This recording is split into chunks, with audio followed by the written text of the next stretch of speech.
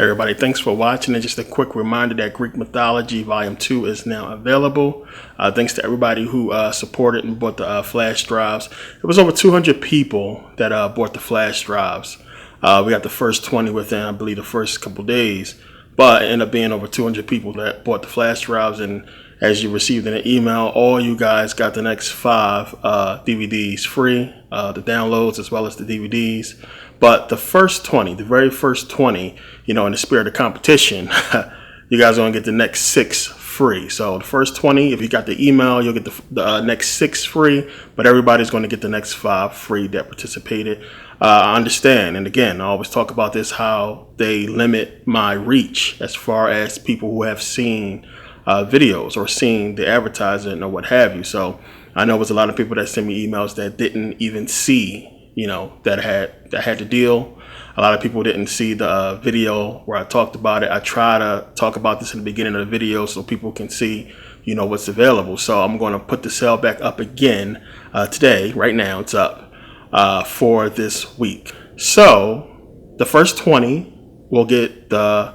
Well, I'll do it this way. Everybody who participates will get the next 5 DVDs free. Everybody who buys for this week until Friday will get the next 5 free. Also, it's not just the flash drives, it's also the digital downloads. So anybody who buys the deals for the digital downloads or the flash drives will get the next 5 DVDs free. So I'll do it this way. So, I'll leave it up until Friday, so it gives people enough time to participate. But, thanks for the support and thanks to everybody who supported. Now, to get into this video, really talking about what is being used to keep us, in this state of non-power when you really think about it, because it's us not really grasping the power that we should really have. And the main thing, as I talked about before, is we got to look at how we are being used, how our energy, how our work is being put in play and used to basically keep us back. So when you understand that, if you have a competition, it's almost like business. If you have a competitor, somebody who you're competing with, who you understand has a good product, and because their product is out and selling well, and it's a good product, it is basically harming your business. So what a lot of corporations do, what Burger King did, they went out and bought Popeyes. People are choosing chicken, over burgers this day. I would rather own both. So they have to look at it in this context of understanding that, I would rather own these people, this business, than compete with it. So where we look at it as opportunity, and it's not to knock, anybody wanting to be a basketball player or athlete or what have you, you have to understand how your power is being suppressed, how your competitive nature is being suppressed, whereas they own the leagues, sports leagues, NBA, basketball, baseball, what have you. And instead of us competing, they own the entire system, the whole entire platform. So where they can use their TV power, their reach, to make it as if the NBA, the NFL is the only platform, the only place you can go to find these sports. College, they have ESPN, everything that's on ESPN is relevant. Everything fits under the umbrella of them. They control it, they run it. So where we can never really be in opposition or have our own business that is not under their umbrella of controlling the sports and entertainment world. So what they have done is taken, our talents, taking what we're capable of doing and basically holding on to it to benefit them, so they don't have to compete against us, knowing that it would be, a tough job to do so. So what I'm talking about is controlling what could be the biggest threat to your empire, to your power, controlling these people. So I want you to just really think about, if we take all the 7-foot tall black athletes, the big, strong, tall, 6'5", 6'6", or what have you, tight ends in the NFL, the big linebackers and everybody like that. Where would these people go? What would they do if they didn't have college and the NFL, the NBA, what have you, to put that energy into? Where would that energy go? Where would these strong men go? And if you have a situation where you're trying to oppress the people, and the people is going to come to a sort of revolution, like the Black Panthers or some type of uprising where they're going to come together, you would want to take away the strongest members of that force, and this is basically what it is when you understand strategically what's taking place. So our athletes, our strongest guys, even our smartest minds, when you look at it from a context of business, our scientists, anybody that has really done well and excel in business or in the scientific world or in an engineering world, they have to go on to these corporations that are owned by them. So if you are a brilliant scientist and you graduate and you top of your class, what have you, where are you going to go and work? You have to go work for them. Same thing, doctors, you want to go work for them. You can have your own practice, but you're still under that system, if you understand what I'm saying. So you take away the strongest men, you take away the people with the energy, and you put them under your umbrella to where now you have control of them. So now everybody else that's coming up with the same passion, the same energy, the same type of learning skills, they're going to follow the path that leads their way. And that is definitely hindering our side of the situation. So now if I'm putting together a team and I'm trying to start this revolution, where am I going to get my players from? Where am I going to get my people from? You have athletes, the ones who are, powerful, big. They're trying to go the route of the athlete, the entertainer, the sports star. They want to go that route. So they want to go to the enemy side because the enemy is paying. You're not going to get these athletes to really, just walk out of the NBA or NFL because of black situations and black problems. And that's the thing. They're looking at it as if this is money. This is economic stability for my family. So I'm going to go this route. This white man paying my bills. And that's how it is. And this is how you take away the power from any type of revolution, by getting the strongest males, the smartest males to have to conform or go in the direction that you own. And this is what's taking place. So not really to take away from a lot of these people, because a lot of them have no clue of what's happening. But you have a lot of people that's really being caught up in this whole sports and entertainment situation and not understanding what's going on. So you look at our, best fighters, greatest boxers, Ali, Frazier, Tyson, all these great fighters suppressed. We've been the top in the fighting world in sports, since the beginning. We've always been really on top. They understand that you get the best fighters, So now you have black men that have the skill, have the talent to box and fight. They are chasing that field. They're chasing boxing where it's sanctioned and it's rules and we don't control it, but they can channel that energy, that talent, that anger into boxing. It's the same thing. Our football players, again, all our athletes, you give them endorsements, you get them to calm down, take money, be civilized, send them to college, give them an education, calm them down, let them understand the way the white man world works. You got to go to school. You got to do this. It's rules, discipline. You follow the rules, you get this. This is the reward. This is what we'll give you. And this is what people are chasing. It's the same thing with hip hop. Let the hip hop artists show everybody exactly what they're going to get if they act like this, if they do this, if they rap about these things. They're going to have money, cars, girls, taking our men and putting them in a position where, they're basically compromising everything. This is the alternative. This is all you got. There is not really another alternative that we can look at for us that'll give us the kind of success that we see from sports and entertainment. So if you only put this out there as the avenue for these strong black men to go, this is where they're going to go, because there's no alternative. There's nowhere else for them to go and channel this energy, this power. And we don't have the platform as black people to give it to our other black men and women to put that anger in a way that's going to benefit us all. Militarily, look at it in the same type of context. You had the Black Panthers form. Imagine everything we've been through in this country as black people, us having a military of our own. Now you got to look at the KKK. They have the right. They are protected. They are allowed to assemble in large groups wearing white sheets, screaming white power, walking around with a message that's anti-black. There is nowhere in this country where they have to worry about, us coming to get them. Where have we ever went to West Bubblefuck, Alabama to attack the Klans? It doesn't happen. But they still can assemble and basically create, militia, armies or what have you, under the racist ideology that they have. And when we do it, we're militant, Afrocentric. It's a problem when we come together to make any type of movement. They are closely watching, and we got FBI on our back when we do such a thing. But they can assemble and make these clans and these groups and go out and spew hate when nobody is in opposition to them at all.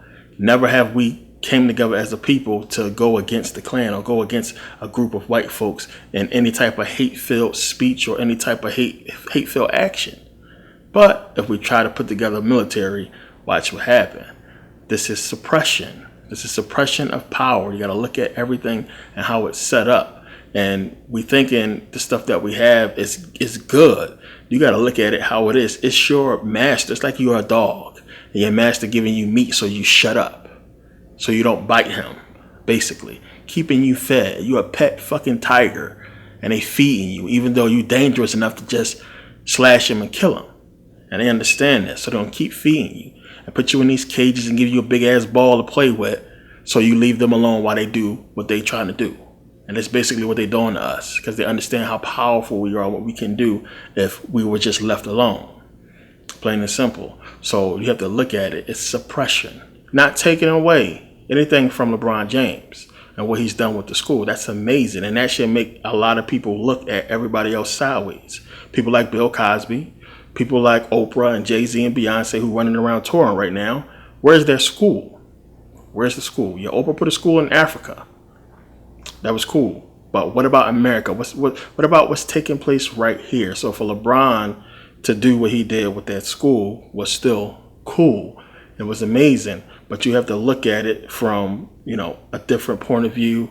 Not in a negative type of way, but in a way that, why can't we have done this? Why has it taken so long? I mean, them putting this on the news and talking about LeBron and the school and everything made it seem like it was something that was impossible. And I'm like, damn, it seemed like he did it so easily. Why don't we have more? Also, you have to understand that schools, they get their money, their funding. They have a small portion that comes from the government, but the majority is supposed to come from the taxpayers in that zip code. That's why you have the whole situation where if your kid don't live in a zip code, then they can't go to certain schools. So that zip code, if it's a poverty-stricken zip code, then the school is not going to have much funding. This is why schools are closing down, because those areas are not generating enough money. So again, when you have a situation where a neighborhood, the whole economic situation is foreign. You have, Chinese stores and Italian stores, and none of these people and the money they're bringing in from this zip code is going back into that zip code, but going to another zip code. Then you are not really, all that money is going somewhere else. It's going to their schools. It's not going to your schools. Thus, these schools are closing down. Now, you add to that the type of problems that we have in the black community, single moms and what have you. It's a huge issue. And this is something that governments know, and they allowing this to happen on purpose. And you got to look at the fact that if schools is under government, it's their responsibility to make sure schools is open and it's enough adequate schools for, that zip code. Why isn't this being done? Why does an athlete have to spend his money or, come to a type of situation where he is the one to put a school out for kids that's in need? And it's crazy. It's crazy. So this is one of the things that's not being talked about. People are just going to talk about the simple fact that he's opening the school, but it's more to it. And this goes to the whole point that Kaepernick was talking about when he was talking about the schools. And it's tough to just simply open the schools a lot. You got to go through and get approved, So, I wouldn't think it would be a problem for somebody like LeBron anyway. But this is another way that they are suppressing our power, because now you have these schools closing in these zip codes. So guess what? You got to send your kid to another school. Either you got to have the money to send them to one of these charter or private schools, or you got to move. So this is a way you're getting people to move out of areas that they can now come in and develop and switch up and take control of these areas. Everybody should know by now. They want the inner city. You got to understand, you have a lot of white people that come from far that would love, to come from, suburbs into town to work downtown where the office buildings and stuff is at. They would love to have these areas. They would love to have those inner cities and those neighborhoods. But we know it's filled, with black people, poverty-stricken people, us. And this is their way of getting people to relocate, to move into certain areas. Now, if it don't happen fast enough, then they'll do what they did in Philly, and they'll inflict eminent domain. And there was a big deal in Philly a few years ago where they had eminent domain come in and remove whole neighborhoods of people. They give you the market value of your home, no, huge profit or what have you, and kick you out and then build something else. This happened in Philly, and it was a big deal. And this is one of the things they're doing covertly. You're not seeing a lot of it being talked about, but I'm hearing a lot about it.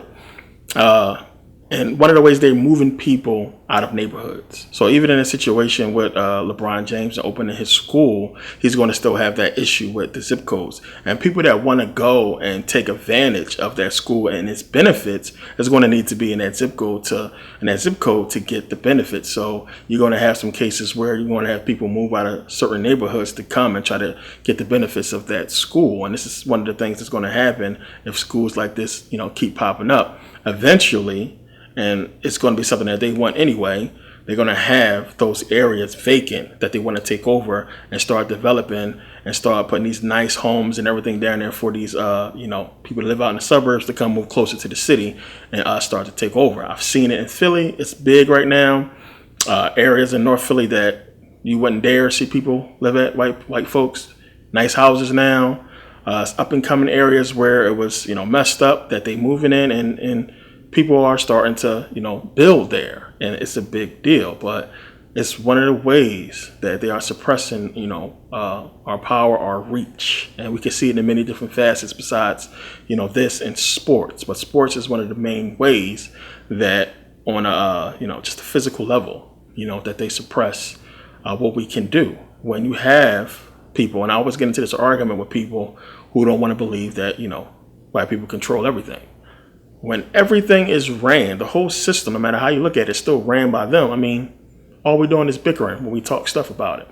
We just bickering and arguing for nothing. So we got to look at these whole situations that exist. Sports is owned by them. The entertainment industry is owned by them. These construction companies, the large ones, they own them all.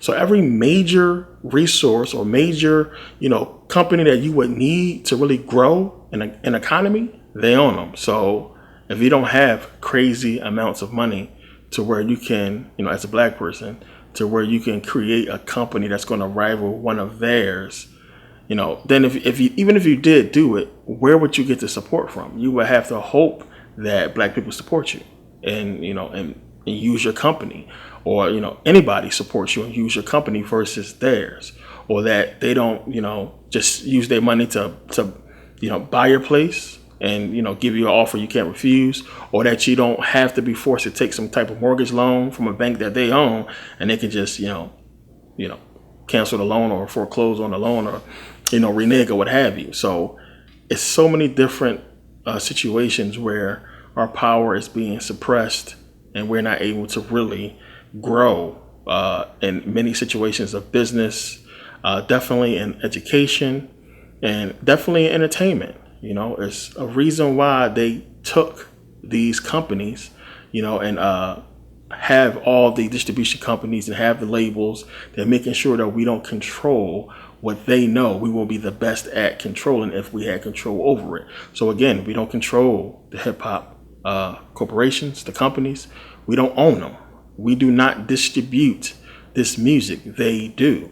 And it's one of the reasons, as I've talked about in Greek mythology too, you got to look at it and understand where this stuff stems from.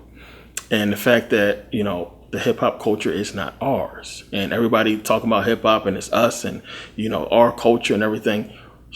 At what time, at what point did your block, your neighborhood, go cast a vote for the direction that hip hop has moved? When did you do that? When did any of people in black community cast a vote for the direction that hip hop has moved? None of us have. None of us have cast a vote or put a say-so in the direction that this so-called culture that we all claim is ours has moved. Because if we'd have done that, we'd have kept it black probably. And we damn sure wouldn't let it turn into, what we're seeing today, which shows you we don't own it. The problem is we're not understanding that, one, they own the media corporations that is pushing out what we are taking in, and we are simply following what they tell us to follow. What they tell us to follow is exactly what we're seeing today. And we look at something and it's like, it's corny. We know it's corny, but it's everywhere. It's popular. It's all over Instagram and all over YouTube and Facebook or what have you. And it's popular. So people just pick up off of it and go with the flow. You know, it's not something that we all agree with. Anybody that's into real hip hop is not really digging what they seeing. But after time passes, I see a lot of people, okay, the beat is cool. And then next thing you know, you transformed.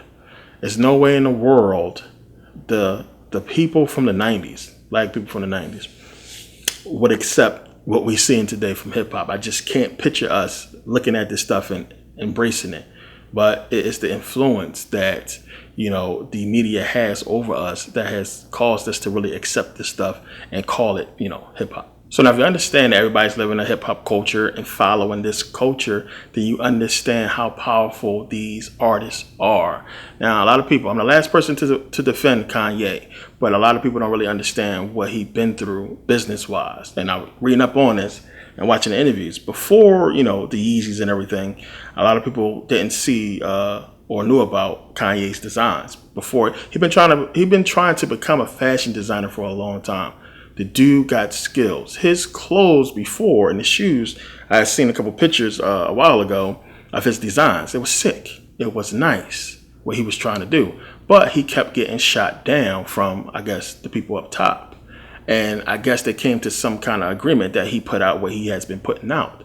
First of all, I hate Yeezys. I don't know what's wrong with people. They look like jail prison shoes to me. I don't care how comfortable people say it is. I mean, the design of it looked like prison shoes. And I'm a sneakerhead. Everybody who knows me know that. I'm a sneaker guy. They're horrible. I couldn't touch them. The clothes, I mean, come on. So for me seeing his design and then seeing what's out now and then going back to that Sway interview and going back to other interviews when he was talking about he was trying to do this and, you know, basically they're not letting him in. If you understood what he was saying esoterically, he was throwing in little shots trying to get people to understand that, hey, I'm trying to do something, but these motherfucking white people ain't gonna let me in. And that's basically what it was. So I guess they came to some kind of agreement to put out what we see today, which is horrible. And I'm glad black folks is not jumping all on the clothes and wearing clothes that make you look like you homeless that cost a lot of money. But again, one of the ways they suppress us and suppress the reach. You got to understand somebody like Jay-Z and all these other people who came out with clothes is gone. You know what I mean? Rockaware is still out, but Jay-Z sold that. And I would think, you know, why would you sell something that's so lucrative? People still wearing Rockaware. And Jay-Z has the reach, the power that if he still had Rockaware and he's so huge, the commercials that he would have to put out and release would be huge, would be humongous. And his clothes would basically outsell, you know, the white folks that's on top. So in these facets, we can see where if Beyonce put out a clothing line, you know, if these huge black celebrities had the power to put out major clothing lines and major products, it would completely rival everybody else based upon their popularity. So the powers that be, of course, suppress this stuff. Jay-Z had to sell Rockaware. There's more story to that. But you got to look at that stuff and understand it would be way more popular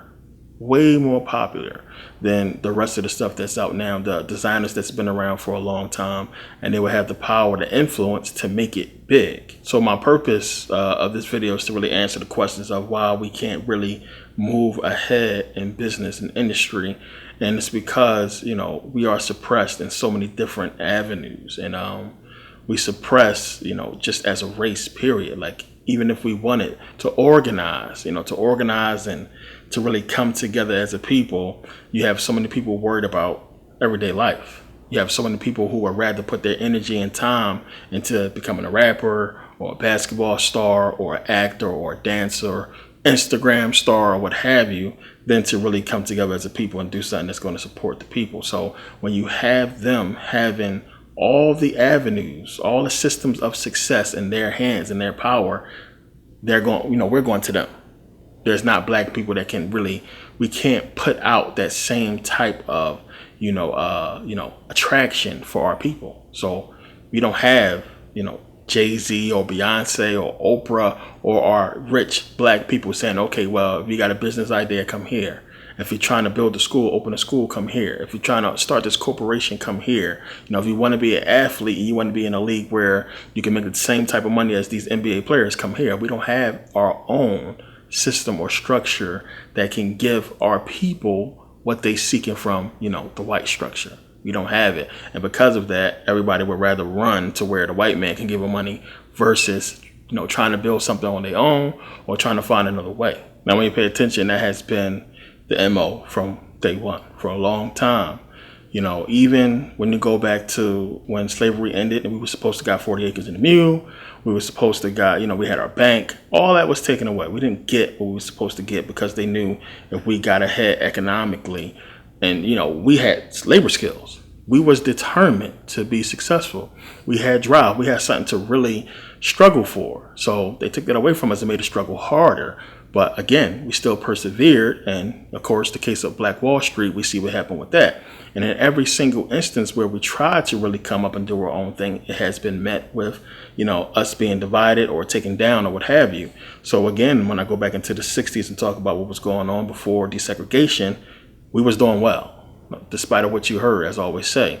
We still had businesses and we were still rising up and we was united, which was the biggest threat to them. And eventually we would have came out of our poverty situation, the further we got, in business. But, the fact that we had other, countries willing to work with us in the black community in America is a big testament to how far along we was. As I said before, in the 60s, you had black companies working with the Chinese.